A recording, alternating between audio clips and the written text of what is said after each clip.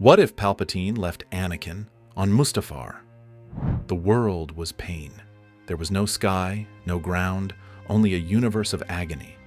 Anakin Skywalker was aware of two things: the smell of his own cooking flesh and the sound of his own screams, raw and endless, echoing against the black riverbank.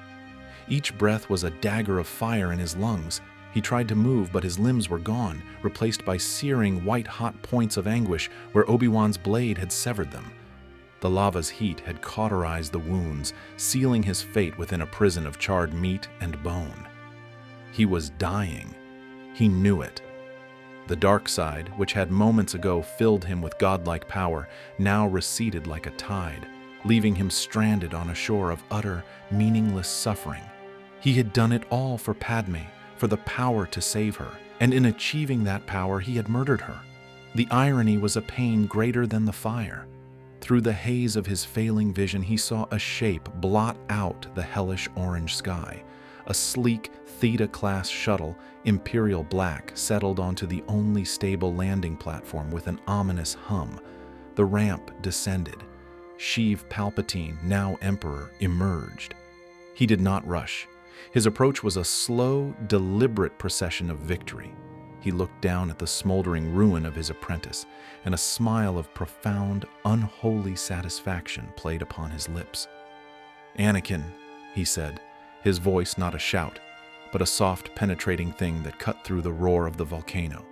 "My boy, look what has become of you." Anakin could only rasp, a wet, bubbling sound. "Master, help me." Palpatine knelt, though no ash dared touch his robes. "The apprentice has been bested. The power I offered you, and you let sentiment weaken you. You let Kenobi win." He shook his head in mock disappointment. Such a waste of potential. He circled the burning form, a sculptor assessing a flawed piece of work. "The suit I have prepared for you on Coruscant, a masterpiece of Sith engineering. It will sustain you. It will make you powerful. But it is a gift, Lord Vader, and gifts must be earned." Anakin's mind, fogged with pain, struggled to comprehend. The promise of relief, of survival, was a lifeline in an ocean of fire. "Please." "The reports from Coruscant are most troubling," Palpatine continued, his tone shifting to one of casual conversation, as if discussing the weather over a cup of tea. "It seems your former master's escape has inspired foolishness in the Senate, dissent, a lack of respect for the new order." He stopped, looking down at Anakin with cold, yellow eyes. "You see, my friend, you require my resources, my science, to live. But I require your absolute, unquestioning loyalty to rule. The lesson on Mustafar is not yet complete. You have learned the cost of weakness. Now, you must learn the price of power." He leaned closer, his voice dropping to a whisper that was colder than the vacuum of space. "Meditate on your failure, on your pain.